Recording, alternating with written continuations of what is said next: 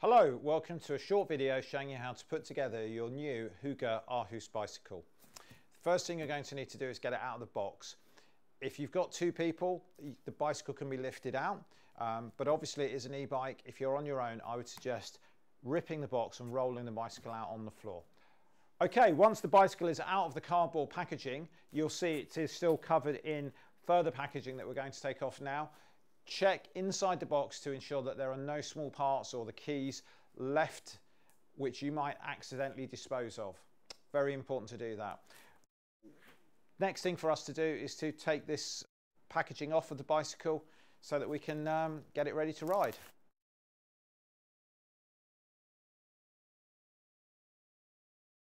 Box of accessories, really important that you put that to one side.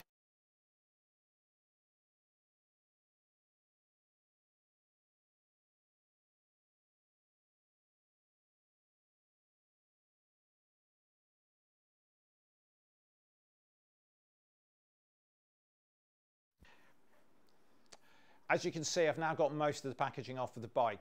It is in fact two pieces of bubble wrap, worth knowing because you can untie those from each other and it makes taking it apart much easier. Bicycle has a prop stand on it, and at this point you might want to put that down so that you can lean the bicycle and let go of it and not have to worry. I haven't used my work stand because I appreciate most of you won't have one. So we're going to build the whole bike on the floor. Very easy to do.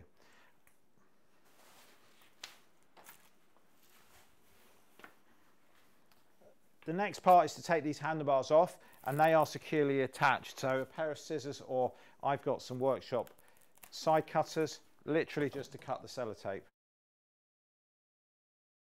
Be careful, stay away from the frame. It's very well packaged, but obviously you don't want to scratch it with your scissors.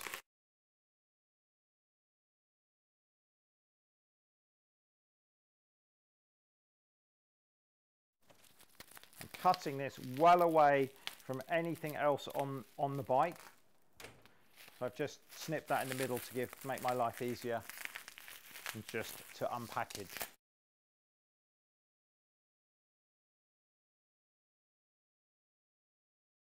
So the handlebars have got a logo and some markings on both the left and the right. These are really helpful in lining up the bar and making sure it's central.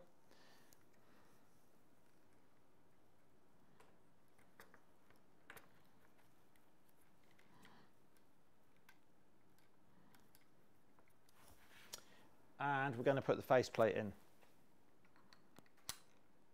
So just very loosely get one bolt on with your fingers, and then that will stay in place. We can then loosely put the other bolts in.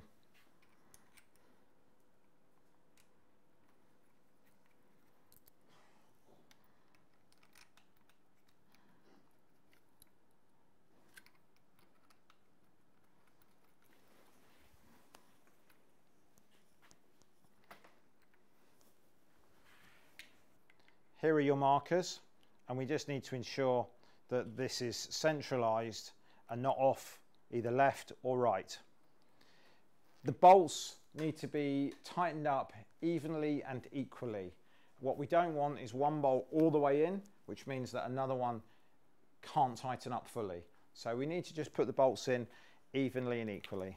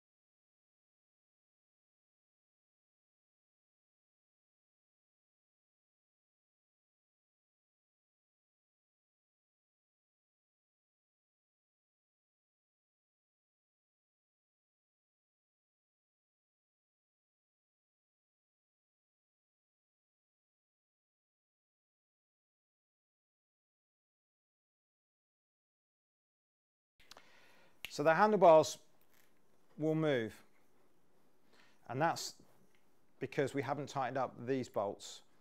We've got 2 bolts on the side of the handlebar stem. We don't need to do anything with the top Allen key. So position that so it's in line with the wheel, and then tighten that up. 1 each side.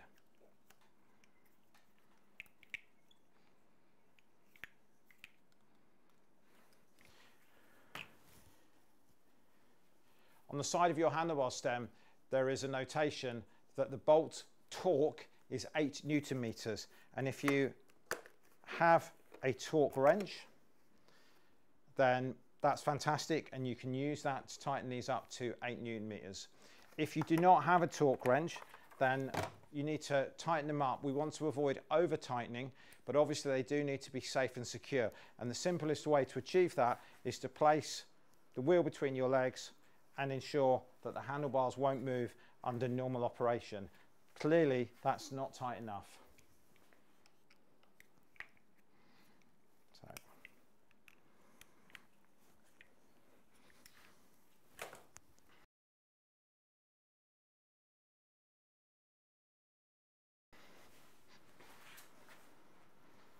Okay, that's now secure.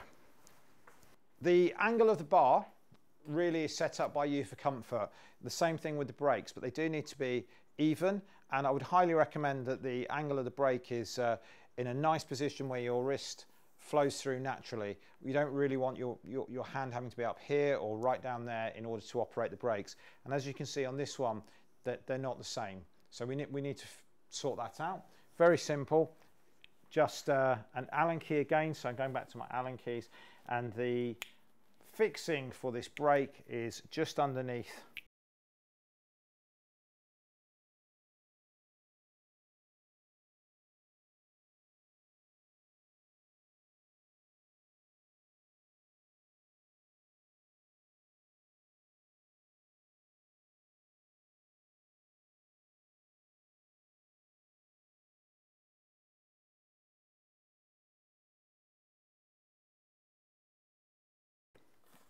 I'm going to apply some assembly paste to the pedals, which will stop them seizing in place.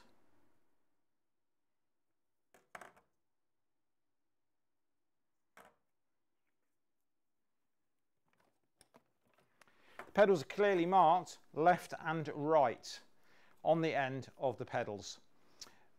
That orientation is for you as a rider on the bicycle. So the pedal marked R is on the right hand side of the bicycle, and the pedal marked L is on the left hand side of the bicycle.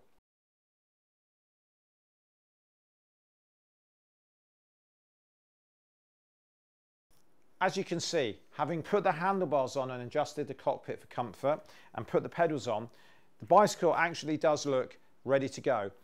Before we head off for a bike ride, let's just check the bike over and ensure that everything is okay. I'm going to start at the front of the bike. We have a quick release wheel. We just want to ensure that this is in nice and tight. So I'm just checking that. I could do with putting some air in our tyres. Front brake is good. My back brake is good. My handlebars and my controls are all attached tightly onto the handlebars. I need to set the seat height. This is a simple, quick release.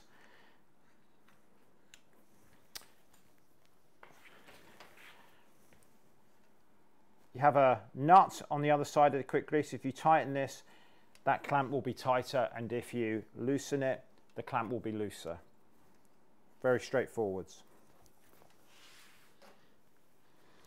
Going to check that the rack and the mud guards are attached firmly, which they are. And I'm going to ensure that this quick release is done up correctly. This shouldn't be loose, but equally it does not need to be incredibly tight. It should be firm. Okay, just ensure that my prop stand is slightly loose. So again, simple Allen key, I'm going to tighten these bolts.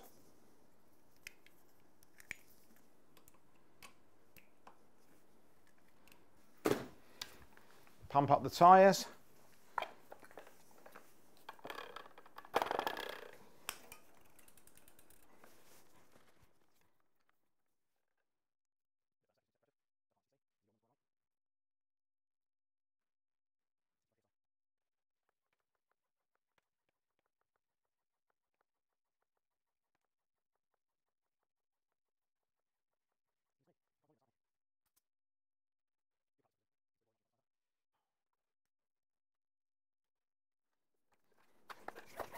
If you have a pressure gauge on your pump, the recommended pressure on this particular bicycle tyre is 40 to 65 psi. The pressures are written on the side of the tyres, and if you haven't got a pressure gauge, do want them nice and firm. This will help you avoid punctures.